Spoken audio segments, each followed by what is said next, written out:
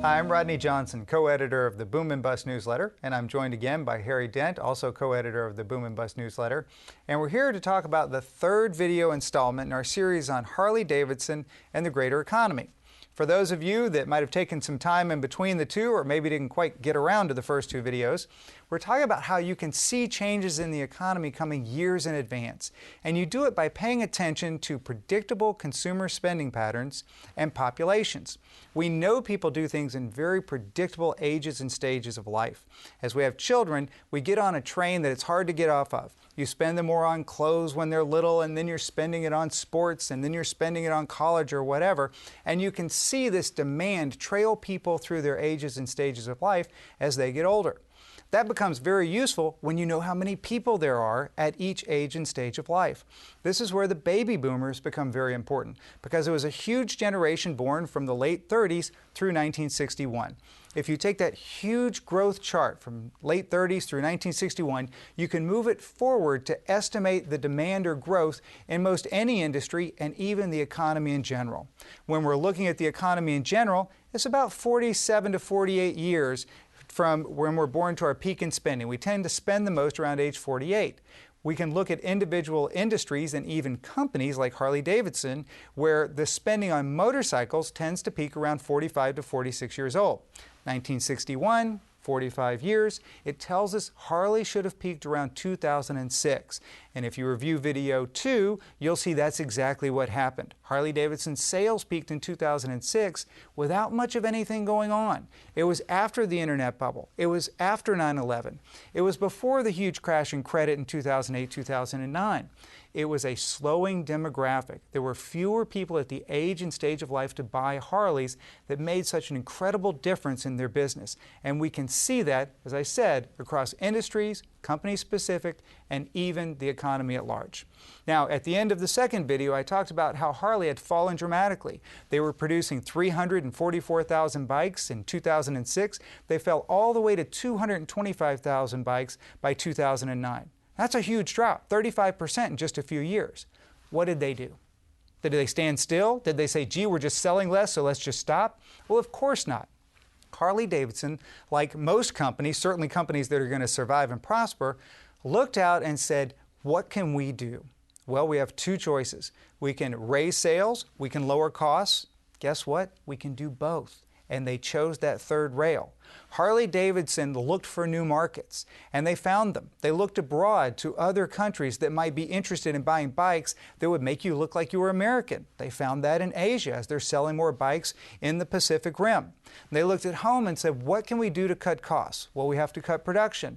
Guess what? Harley Davidson had unions that had workers' rights and workers' benefits and many things that had to be dealt with. So Harley Davidson went to the unions and said, we cannot do this. We cannot continue at this pace because we're not selling bikes at a level that would allow us to do that. And so they played hardball with the union and said, if you don't change these contracts, we will move production from Milwaukee, Wisconsin. Now think of this, Harley Davidson moving out of Milwaukee, Wisconsin. That is a revolution in and of itself. They said, we're going to move to Kentucky, a much more friendly worker state. Well, then the unions figured out this was a bad idea. And so they came back to the negotiating table. They allowed them to cut some benefits. They allowed Harley Davidson to implement a flexible work rule where everyone wasn't hired full-time. And they allowed some two-tier wages. They did what they could as a company to say, we will stay in business, we will return to profitability, but it will not be at the same level as we were before. And that's the important point.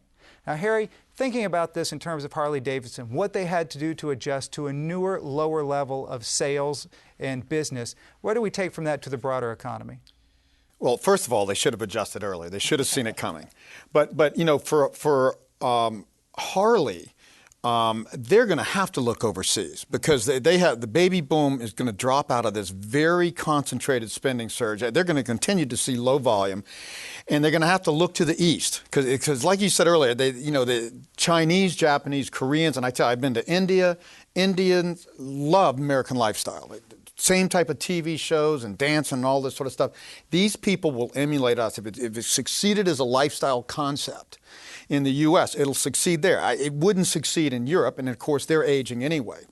But for the broader economy, you have to look within Harley Davidson. Okay, is there anything else they could sell to aging baby boomers? And I don't come up with any big ideas here. That's a tough one for what they do. But if you're looking at it as an investor or as a business, I mean, there's things that will clearly continue to boom as the baby boomers age. Number one, without a question, is healthcare.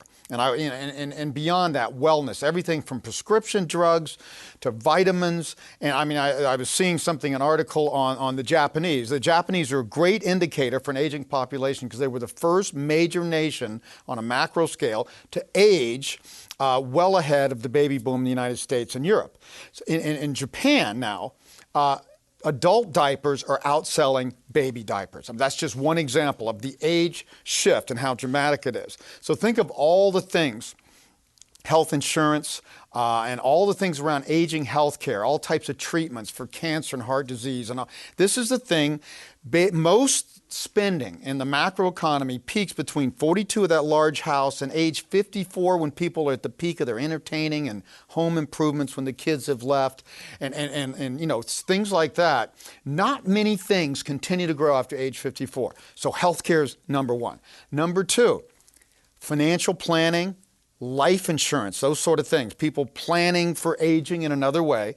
And anybody in that industry, the type of financial planners, needs to be able to deal with alternative investments. You're no longer going to be able to put somebody in a group of mutual funds or stock funds and say, oh, just hold on to these and they'll do all right. No, things are going to go down for the next decade, something we've been predicting for a long time.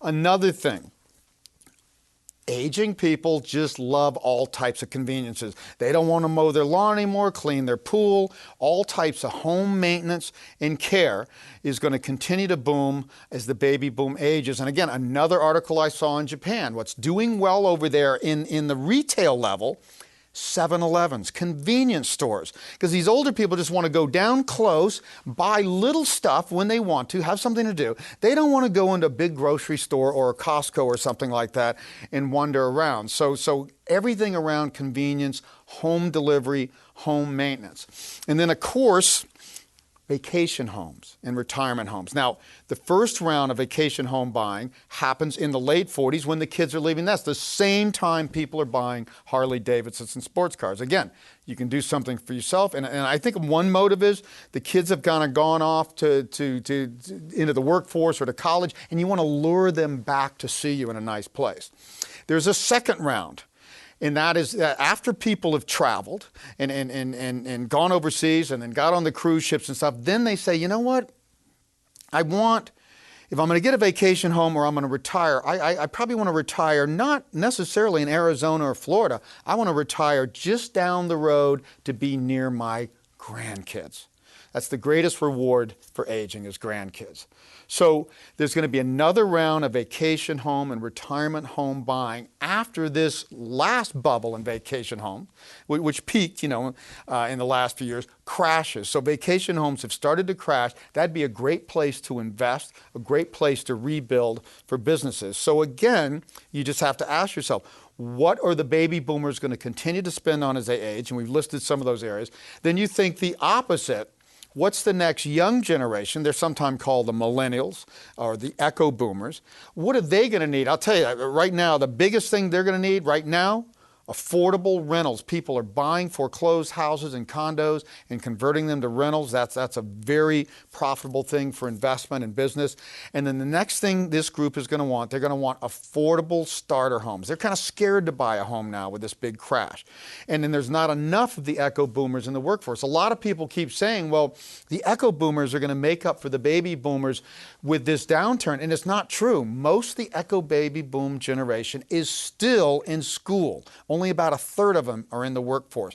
As they get more in the workforce, they're going to go through the same thing we talked about in the first video. They're going to have kids. They want to rent an apartment. They're going to have kids. Then they're going to want a starter home and then all this sort of stuff for the kids. So think baby boomers moving more in their 60s. What do people buy the most in their 60s? And think, what are the 20-somethings going to do in the next decade? And that will tell you as a business where to extend your products and services, as an investor, what type of companies and sectors to invest in.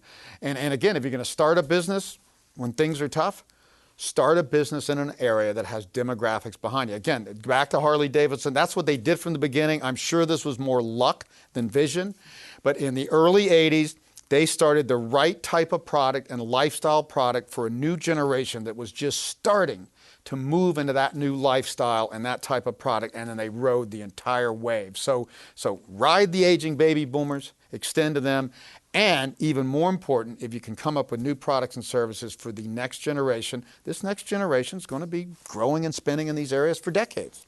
So the basic premise is don't expect yesterday to come back. Exactly.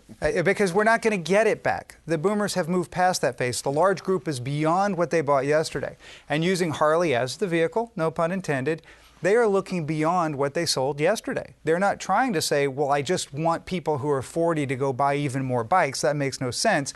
They're saying, where can we expand or what can we do to adjust so that we're profitable, so that our business makes sense day to day? That's exactly what we're talking about in the broader economy, and that's what we're talking about with business owners and investors. Understand that demographics are a very powerful tool. They look to yesterday, they look to today, and they tell you about tomorrow years in advance so that you can see what lies around the corner. It's not going to look like yesterday.